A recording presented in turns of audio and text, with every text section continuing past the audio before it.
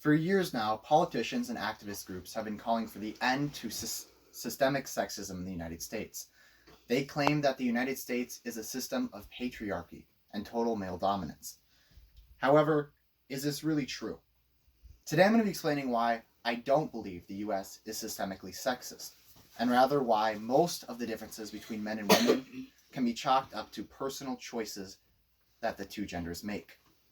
Now, in the past, men and women have not always been treated equally, and obviously there will always be those who are sexist and treat women badly.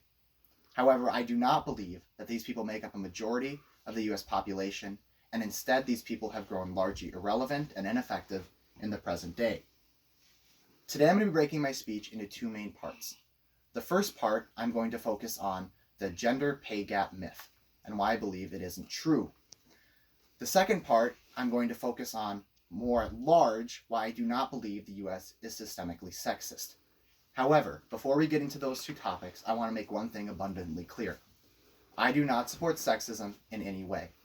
I think sexism should always be condemned, and I can assure you that while we might disagree on the amount of sexism present in the United States, I can guarantee that we will always fight equally to destroy any sexism present. Now, with that out of the way, let's get into it. The idea of the gender pay gap is pretty simple. The term is used to describe the difference between the amount of money that a man and a woman makes in the United States in a year on average. And don't get me wrong, it definitely exists.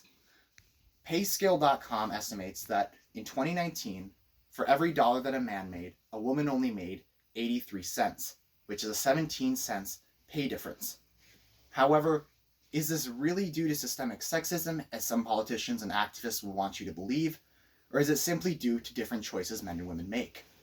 I personally believe the second option, and here's why. First off, men and women have differences in the hours they prefer to work.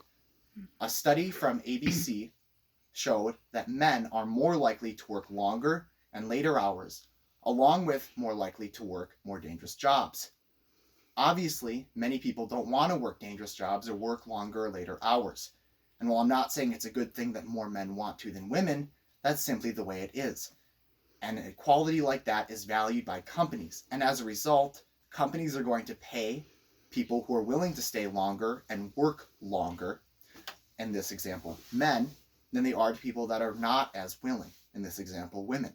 And that's not sexist, that's just common sense. A second big reason is the different choices that men and women make when it comes to their college majors.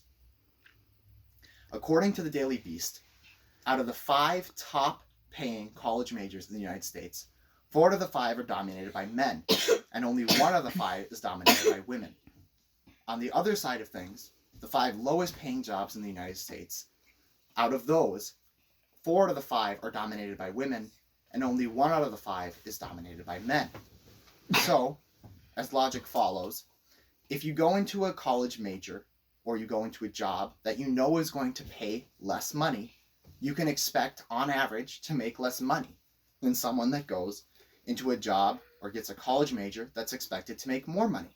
Again, it's not sexism, but rather common sense. Now, some people might say that this is a great example of how the US is systemically sexist. Why is it that jobs that men go into are paid more, and jobs that they enjoy, while jobs that women enjoy and go into more are paid on average less? What they fail to consider with this question, though, is the idea that men actually enjoy their jobs.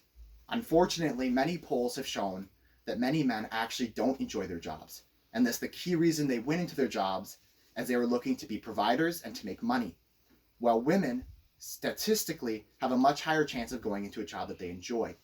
So, just because men go into these higher paying jobs does not mean that they enjoy them, which means it can't really be systemically sexist. Another case they failed to consider when making this point is that there are some very high paying women jobs that are dominated by women, One example of this is STEM research. Moving on from the gender pay gap myth. I think in conclusion to that, my last topic though, I think it has become pretty evident that the gender pay gap isn't due to systemic sexism in the United States, but rather just differences in the personal choices that men and women make. Secondly, I'd like to address the idea of why I do not think the US is systemically sexist as a whole. Now, many feminists and activists and politicians will go out and campaign and march and rally, claiming they want more rights for women. However, when you actually ask them what rights they're exactly fighting for, many of them don't have an answer. And if they do have an answer, it's almost always the gender pay gap, which we've already addressed. So, if they don't know what they're fighting for, then why are they actually campaigning? In all honesty, the truth is, there's nothing really left for women to fight for. While there might be cases here and there, as a whole, sexism in the United States is dead. And there are almost just as many, if not more, cases of areas where men are actually disadvantaged when compared to women. When you look at things such as suicide rates, high school dropout rates, incarceration rates, homelessness rates, murder rates, kidnapping rates, men are actually higher in all these scenarios overall. Then, when you look at areas like court cases, women are significantly less likely to be found guilty in rape, abuse, murder, kidnapping. They are also more likely to gain custody of children, even if they are more likely to be found the abusive parent. Now, is this fair? I don't think so. But I'm not arguing that this is systemic sexism against men, but rather, perhaps just differences in the way that men and women live their lives. In conclusion, the sexism that people claim is present in the United States simply isn't there. The gender pay gap does exist, but it's not due to sexism or systemic patriarchy, but rather personal choices that men and women make. And as a whole, the United States has lost its idea of sexism a long time ago. Thank you.